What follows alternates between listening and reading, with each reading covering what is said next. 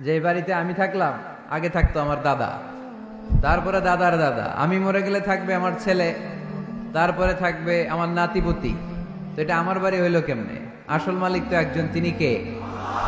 কত টাকা দিয়ে ফ্ল্যাট কিনলাম, বাড়ি বানালাম, ইটালি থেকে টাইলস এনে গোসলখানাটা তৈরি করলাম, আমার জীবনের শেষ গোসলটা কি ওই গোসলখানায় হবে?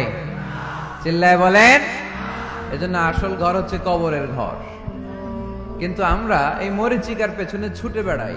ধোকা, এটা একটা ধোকা। সবাই ব্যস্ত, সুপার বিজি, খুব ব্যস্ত। কি জন্য তুমি ব্যস্ত জানে না? মরিচিকা, কাসারাব, মরিচিকা, ধোকা, লালসা। বল তুসিরুনাল হায়াতাদ দুনিয়া ওয়াল আখিরাতু খায়রু ওয়া আবকা। তোমরা দুনিয়ার জীবনকে প্রাধান্য দাও, কিন্তু আখেরাত হচ্ছে শ্রেষ্ঠ এবং স্থায়ী। কথাটা কার? এজন্য প্রতিযোগিতা যদি করতে হয়, আখেরাত কামানোর প্রতিযোগিতা করব, ঠিক কিনা? কিন্তু আমরা করি ক্ষমতা অর্জনের প্রতিযোগিতা, ক্ষমতার দাপট দেখানোর প্রতিযোগিতা, ক্ষমতার লড়াইয়ে টিকে থাকার প্রতিযোগিতা। সব আমার আমার, এই আমার আমার কথাটা খুব খারাপ। এখন থেকে আমার না বলে আমাদের বলবেন। কি বলবেন? আমাদের। তাহলে অহংকার একটু কমবে। মানুষের অহংকার থাকা উচিত না। হাল আতা আলাল ইনসানি হিনুম মিনাদ দাহর লাম ইয়াকুন শাইআম মাযকুরা। মানুষ কি তার সৃষ্টির দিকে একটু নজর করে তাকায় না? সে কি ছিল? সৃষ্টির শুরুতে সে উল্লেখ করার মতো কিছুই ছিল না। এই যে আমরা যখন ছোট্ট ছিলাম, বয়স যখন আমার 3, 2, তখন আমি কি কি করছিলাম মনে আছে?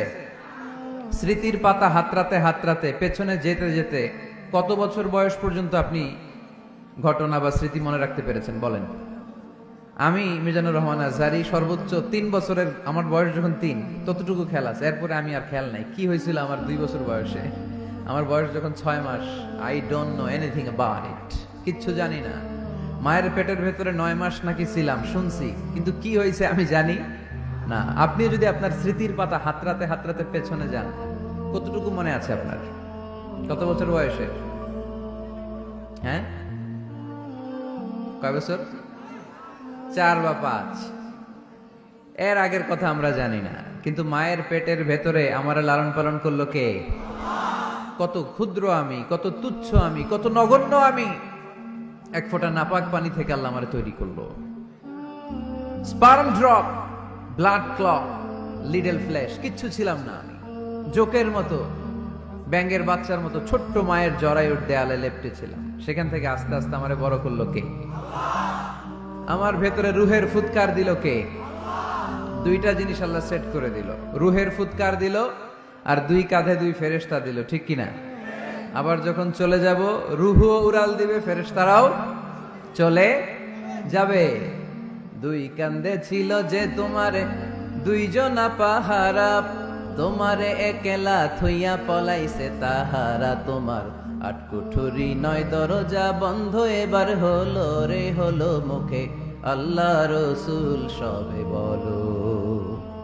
দুয়ারে আইসাছে পালকি, নাইরি গাও তোলো রে তোলো মুখে আল্লাহ রসুল সবে বলো, ঠিক কিনা? সময় যখন শেষ, উড়াল দিবে রুহুটা। 2 কাঁধের ফেরেশতা আপনারা রেখে চলে যাবে। তাহলে গর্ব করার মতো, অহংকার করার মতো এই দুনিয়ায় আমার কিছু আছে? ওয়াখুলিকাল ইনসানু দাঈফা। কেন এই মেসেজগুলো আমরা মনে রাখি না? আমরা তো দুর্বল। আমরা কি সবাই বলেন? পিছনের ওনারা অনেক সবল, এজন্য দুর্বল বলতে লজ্জা পাচ্ছে। আমরা কি শুধু কি দুর্বল? দুর্বলের ঘরের দুর্বল। আমি দুর্বল, আমার বাবা দুর্বল, আমার দাদা দুর্বল, আমার 14 গোষ্ঠী দুর্বল। এজন্য আমরা দুর্বলের ঘরের। এই মাহফিলের পেছন থেকে কেউ যদি বলে হুজুর সাপ, কি বলছে? আসলে সাপ নাই, খালি কইছে সাপ। এরপরে মুজাহিদদেরকে আর খুঁজে পাওয়া যাবে না, সব দৌড়। সাপ বাদ দেন, ভাওয়া ব্যাং চিনেন? চেনেন না? নারায়ণগঞ্জে নাই না? ভাওয়া ব্যাং কি করে, লাফায় না? সাপ না, সাপ তো অনেক ভয়ঙ্কর। ভাওয়া ব্যাং, 2টা ভাওয়া ব্যাং এদিকে, 2টা এদিকে, আর বাকি 2টা এদিকে। 6টা ভাওয়া ব্যাং যদি ছেড়ে দেয় কি হবে? ব্যাং লাফাবেন, আপনি লাফাবেন? ব্যাং আর কি লাভ দিবে, তার চেয়ে বড় লাভ দিবেন আপনি, ঠিক কিনা? তো এই তো আমাদের ক্ষমতা। ভূমিকম্প আসলে সব দৌড়। বাড়ির মালিক, ভূমিকম্প আসলে নারায়ণগঞ্জের শুধু ভাড়াটিয়ারা বাড়ি থইয়া দেয় দৌড়, বাড়িওয়ালারা দৌড়ায় না। হ্যাঁ, বাড়ির মালিক তো উনিও দৌড়ায়, ভাড়াটিয়াও দৌড়, বাড়িওয়ালাও দৌড়, সরকারও দৌড়, জনগণও দৌড়। চিল্লায় বলো ঠিক কিনা?